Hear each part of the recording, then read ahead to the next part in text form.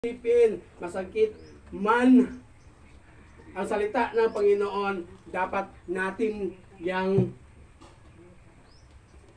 tayo matuto, no? Dahil yan ang sabi ng Panginoon.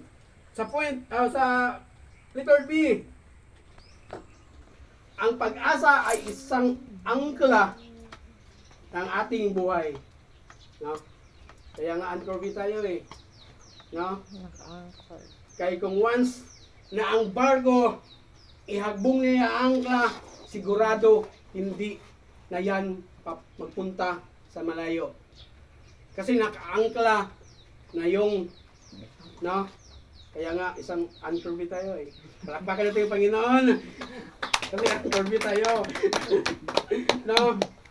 Sama na sa barko, mga kaigsunan. Kumudunggo na sa pantalan, ihagbong ginaya ang angkla. Kay kung maabot ang mga malalaking alon, hindi yan lalayo.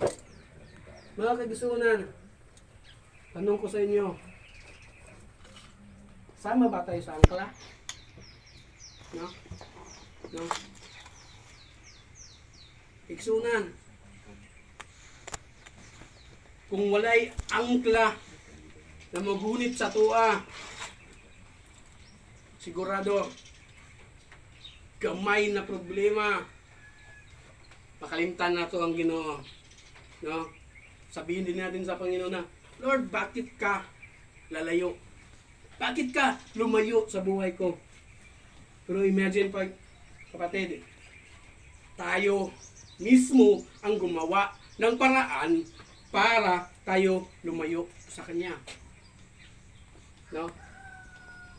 Ang Panginoon pilit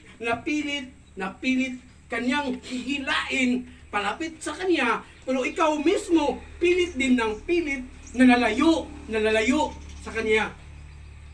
No? Ganyan tayo mga kapatid. No?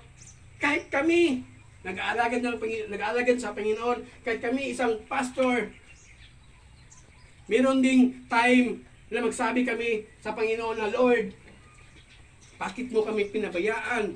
No? Sa sitwasyon namin noon, no? Masakit yung nadinig namin, no? Gumawa ka ng maganda, gumawa ka ng mabuti para sa Kanya, ikaw pa ang may mali. Ikaw pa ang may kasalanan. No? Hindi madaling sumunod sa Panginoon. Kasi alam ko, meron yang persecution na ibigay niya. No? Mismo nga ang Panginoon pinipersecute, no? Ilapak-apakan, dinuraan, pinapalo na tayo mismo ang magkamit nun, no? Imagine natin, isipin natin mabuti yung kasalanan natin na tayo mismo ang dapat parusahan, pero inangkin yan ng Panginoon. No? Dahil sa malaking pagmamahal niya sa atin. Dapat natin tumbasan yun. No? Tumbasan yun ang pagmamahal niya sa atin. Pero kulang pa rin. No? Paano ba natin masasabi na manatili hanggang wakas? Pagdating ng rapture, nandun ka sa labas, kasama yung friends mo, kasama yung boyfriend or girlfriend mo. Pagdating at pagtunog ng rapture, sigurado ko kiksoon, mabilin yun ka. No? Yan masasabi mo na manatili hanggang wakas. Isipin na natin kapatid, dito sa mundo ng kinatatayuan natin, lahat ng bagay na nasa atin, temporary na. No? Temporary lang na yung mga motor, yung mga bahay, yung mga yuta, useless na ang tanan pagdating sa rapture. No? Temporary na naigsoon. Pero, kung kumapit ka sa Panginoon, sigurado, madala-dala at madadala at makapiling mo si Jesus Christ, no? Simple lang ang minimithi namin bilang pastor na makamit yung buhay na walang hanggan, no? Na mag-serve sa iyaha to preach the gospel para kung sino man yung taong hindi pa nakikinig, hindi pa nakikilala ang Panginoon, yun ang puntahan namin, no? Hindi madali ang magiging pastor, no? Hindi madali. Sobrang busy, no? O kaya, magsabi pa yung mga member mo na kulang yung servisyo ng pastor. Hello? Ginawa yung the best ng pastor. Gisingin niya ng Panginoon. Kahit masarap yung tulog niya, kahit kulong yung tulog niya, gisingin niya ng Panginoon para ipag-free lang tayo ng pastor. No? Ya tayo, ang dali-dali na nating sabihin, bakit yan na pastor? Bakit yan? Bakit siya? Bakit siya? Hello? Sabi ko nga,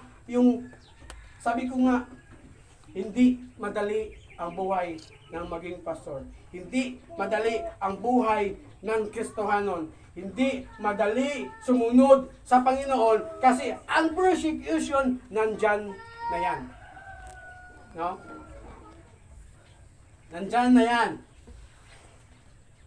So, point number 3 na tayo mga kapatid. Yes, na. Point number 3. Manatili sa pag-ibig ng Panginoon. Sabihin mo sa katabi mo, pag-ibig. Pag-ibig. Pag-ibig. Love. Oh. Ayaw mo ng pag-ibig, kaya gusto mo ng love. Pag-ibig. Sa book of Jude, chapter 1, verse 21. Sabi pa dito, Job 1:21, sabi niya, manatili kayo sa pag-ibig ng Diyos habang naghintay kayo sa ating pagbabalik o sa ating Panginoong Jesucristo na magkakaloob sa inyo ng buhay na walang hanggan dahil sa kaniyang habag sa atin. Yes, praise God. Salamat, Lord. Manatili tayong sa pag-ibig sa Panginoon. Bakit kailangan pa natin manatili sa pag-ibig ng Panginoon? No?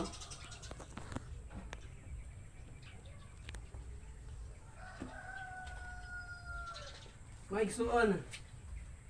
Madaling sabihin na I love you, Lord. Pero mahirap gawin. No? If you love me, keep my commandments, sabi pa sa salita ng Panginoon. No? Lord, I love you, Lord. Pero kung hindi ko susunod sa utos mo, mayroong ba ganun?